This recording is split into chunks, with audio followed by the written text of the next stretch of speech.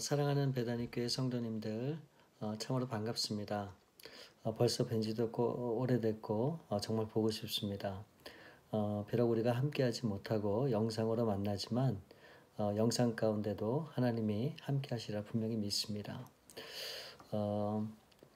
우리 잠깐 기도하시겠습니다.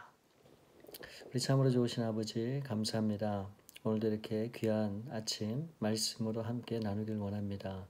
말씀 가운데 거하시는 주님께서 각자에게 말씀해 주시고 하나님의 크신 은혜가 우리 가운데 전달되도록 하나님 인도해 주시옵소서. 모든 것을 주 앞에 맡기오며 거룩하신 주 예수 그리스도 이름으로 기도하옵나이다. 아멘.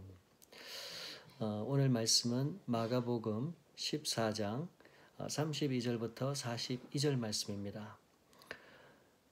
그들이 겟세마네라 하는 곳에 이르매 예수께서 제자들에게 이르시되 내가 기도할 동안에 너희는 여기 앉아 있으라 하시고 베드로와 야고보와 요한을 데리고 가실새 심히 놀라시며 기뻐하사 말씀하시되 내 마음이 심히 고민하여 죽게 되었으니 너희는 여기 머물러 깨어 있으라 하시고 조금 나아가사 땅에 엎드려 될 수 있는 대로 이 때가 자기에게서 지나가기를 구하여 이르시되 아빠 아버지여 아버지께는 모든 것이 가능하오니 이 잔을 내게서 옮기시옵소서.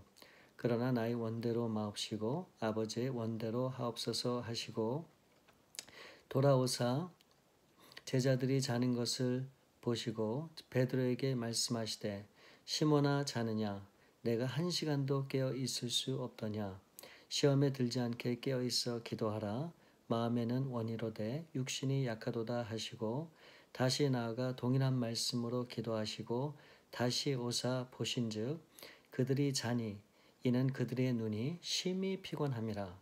그들이 예수께 무엇으로 대답할 줄을 알지 못하더라. 세 번째 오사 그들에게 이르시되 이제는 자고 쉬라. 그만 되었다. 때가 왔도다. 보라 인자가 죄인의 손에 팔리느니라. 일어나라 함께 가자. 보라 나를 파는 자가 가까이 왔느니라. 예수님께서는 제자들과 유월절 식사를 함께 하시면서 제자들에게 세족식을 베푸십니다. 그래서 서로 사랑하고 서로 아끼라 그렇게 말씀하시며 친히 섬김의 본을 보여주시죠. 그리고 이제 예수님께서는 제자들과 함께 겟세마네라고 하는 곳으로 가시게 됩니다. 여러분 겟세마네의 뜻은 기름 짜는 틀을 이야기합니다. 즉 올리브에서 기름을 짜내듯이 예수님은 피땀을 흘려가며 자신을 짜내시는 곳이 바로 이 겟세마네라고 하는 곳입니다. 사실은 지금 이 순간만 예수님께서 간절히 기도하신 것이 아니라 예수님은 언제나 늘 기도하셨던 분이셨습니다. 예수님은 세례를 받으시고 마귀에게 이끌려 광야로 가셔서 40일 금식 기도로 처음 사역을 시작하십니다. 예수님은 능력과 기적을 베풀 때도 기도하셨고 또 많은 사람들이 따라다니고 시선이 집중될 때도 조용히 산에 가셔서 기도하셨습니다. 또한 예수님을 왕으로 삼으려고 할 때에도 이를 다 뿌리치고 한적한 곳을 찾아 기도하셨던 그런 예수님의 모습을 우리가 보게 됩니다. 바리새인들은 보이는 곳에서 또 눈에 띄는 곳에서 사람들이 많은 곳에서 기도했지만 예수님은 보이지 않는 곳에서 늘 언제나 하나님과 대화하셨던 겁니다. 사실 사람들은 보이는 것에 관심이 많죠. 보이는 것에만 집중하기 마련입니다. 그러나 우리가 꼭 기억해야 할 것은 우리 눈에 보이는 열매는 드러나서 보이는 부분이지만 열매를 맺기까지 보이지 않는 감춰진 부분은 기도라고 하는 사실을 잊으면 안 됩니다. 따라서 기도 없는 헌신과 수고, 또 기도 없는 열매, 기도 없는 삶의 발걸음에는 아무런 흔적도 남지 않는다고 하는 것을 우리는 깊이 새겨야 할 것입니다. 오늘 본문에 예수님은 십자가를 지시기 전 모든 사역을 마무리하시기 전에 습관처럼 다시금 겟세마네로 향하십니다. 왜 여러분 겟세마네로 예수님이 가실까요? 바로 기도하기 위해서입니다. 기쁠 때나 슬플 때나 언제나 나의 마음을 받아주시고 이해해 주시고 다시금 일으켜 주시는 그 기도의 자리로 우리도 나아가야 되는 겁니다. 예수님은 제자들에게 말씀하십니다. 38절 말씀에 보면 시험에 들지 않게 깨어있어 기도하라. 사랑하는 여러분, 시험에 들지 않기 위해서는 우리가 깨어있어야 하고 기도해야 한다고 예수님께서 말씀하시는 겁니다. 우리가 하나님의 뜻과 비전을 이뤄가는데 항상 우리에게 따라오는 것이 무엇입니까? 유혹과 시험이죠. 이는 누구도 피해갈 수 없습니다. 성경의 어떤 위대한 인물도 예외가 없었습니다. 오늘날도 누구에게나 마찬가지고요. 기도하지 않으면 우리는 시험에 너무도 쉽게 넘어가고 또 크고 작은 일에 쉽게 쓰러지는 것을 경험하게 됩니다.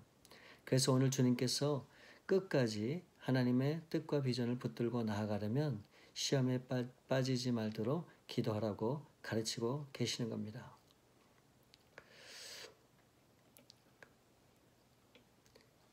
막연하게 사는 인생과 하나님의 비전을 가지고 살아가는 전혀 다른 인생의 결과가 나올 수밖에 없습니다.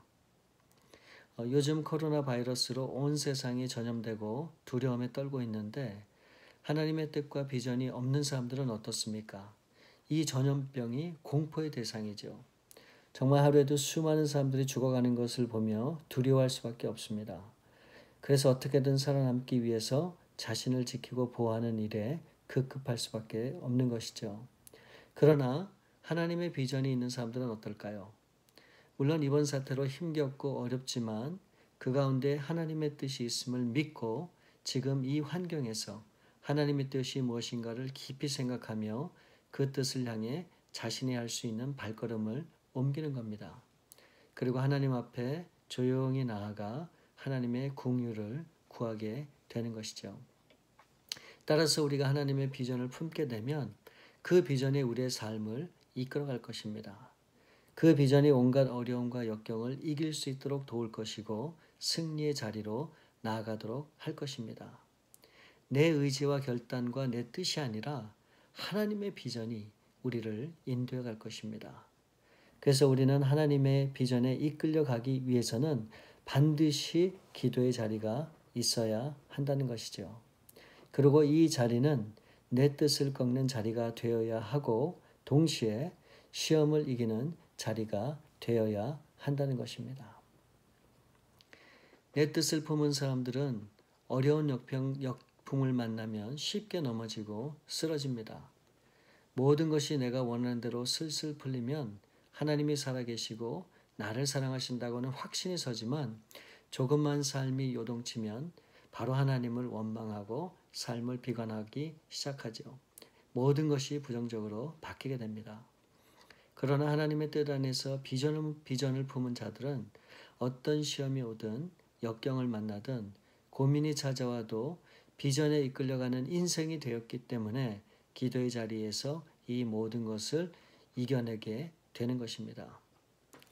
그러므로 우리가 이 기도의 자리를 지키지 않으면 우리는 선 줄로 알고 있지만 넘어지는 존재가 되기도 하고 우리가 기도의 자리를 벗어나게 되면 우리는 우리의 뜻을 쫓는 그런 본성을 가지고 있기 때문에 결국은 세상 길을 갈 수밖에 없는 것입니다.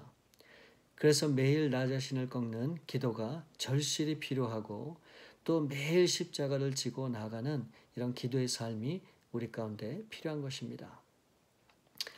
여러분, 하나님의 뜻, 하나님의 바람, 하나님의 비전이 무엇일까요? 그것은 사람을 살리는 것입니다.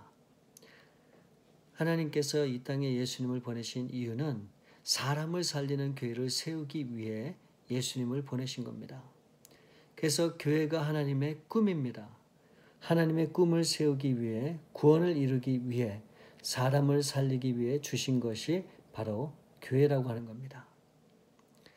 그런데 이 교회가 본질을 추구하는 일을 하다가 다른 여러 가지 일이 많아져서 정작 그 본질을 잊고 비본질적인 일에 많이 치우치게 되면 결국 하나님의 뜻을 잊어버리게 되고 우리 개인의 욕망을 채우는 그런 교회로 전락하고 말기 때문에 그렇습니다. 여러분, 예수님의 사역을 볼 때 왜 예수님이라고 어려움과 시험이 없었겠습니까? 예수님에 대해 욕을 하고 적대시하고 온갖 말을 만들어 비방하고 오해를 만들고 또 유혹을 만들고 어떻게든 죽이려고 했을 때 사실 예수님은 말씀 한마디로 저들을 심판하시고 모두 잠잠케 하실 수 있는 능력의 예수님이신데, 근데 예수님은 그렇게 하지 않으셨어요. 왜 그렇습니까? 예수님이 가지신 하나님의 비전이 워낙 컸기 때문에 이 비전을 이루는 것이 모든 억울한 누명을 쓰고 모욕을 당하는 것보다 컸기 때문에 이를 이겨낼 수 있었던 것입니다. 그러나 지금 겟세마네 동산에 계신 예수님의 마음은 어떻습니까? 34절 말씀에 보면 말씀하시되 내 마음이 심히 고민하여 죽게 되었으니, 예수님은 지금 괴로워 죽겠다는 겁니다.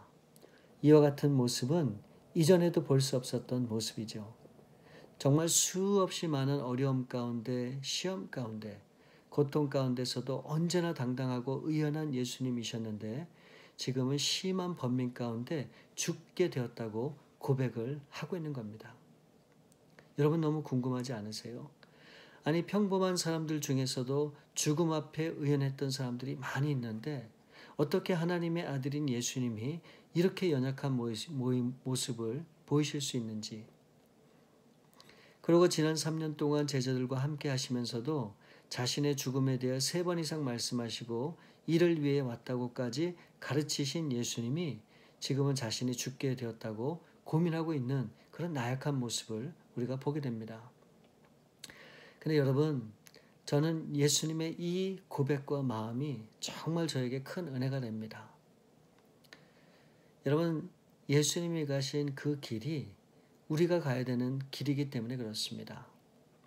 저나 여러분이나 이런 시험과 어려움은 피하고 싶고 또 도망가고 싶을 때가 얼마나 많습니까? 이것이 우리의 솔직한 마음일 것입니다. 그러니 예수님도 마찬가지셨죠. 그렇지만 결국 예수님은 그럼에도 그 길을 끝까지 가셨다는 거예요. 우리도 십자가를 지고 가는 길이 결코 만만치 않은 쉽지 않은 길이지만 결국 우리도 그 길을 가야 한다는 것입니다. 인간의 육체를 지니고 있는 예수님 이 시기에 그 고통은 정말 피하고 싶은 잔이었을 겁니다. 십자가의 손과 못이 박힌 채 여러 시간을 고통 가운데 보내다가 숨을 거두는 끔찍한 육체적 고통 가운데 두려움도 분명히 있었을 겁니다. 왜요? 예수님은 완전한 하나님이셨지만 동시에 완전한 인간이셨기 때문에 그렇습니다. 하지만 그 잔은 육체적 고통을 넘어 영원의 고통이었을 것입니다. 무엇보다 예수님이 가장 두려워했던 것은 아마도 아버지와의 분리였을 것입니다. 하나님의 아들이신 예수 그리스도는 창세전부터 하나님 아버지와 지속적인 교제를 누리셨고 이 땅에서도 여전히 친밀한 관계를 누리셨죠. 하지만 잠시 후면 인류의 모든 죄가 본래 죄가 없으신 예수 그리스도의 한 몸에 집약될 것이고 그 죄로 예수님은 아버지의 사랑에서 완전히 분리될 것입니다.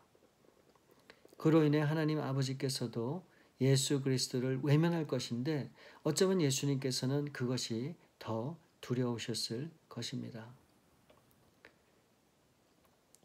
그래서 예수님께서는 그 두려움과 근심을 가지고 하나님 앞에 엎드립니다.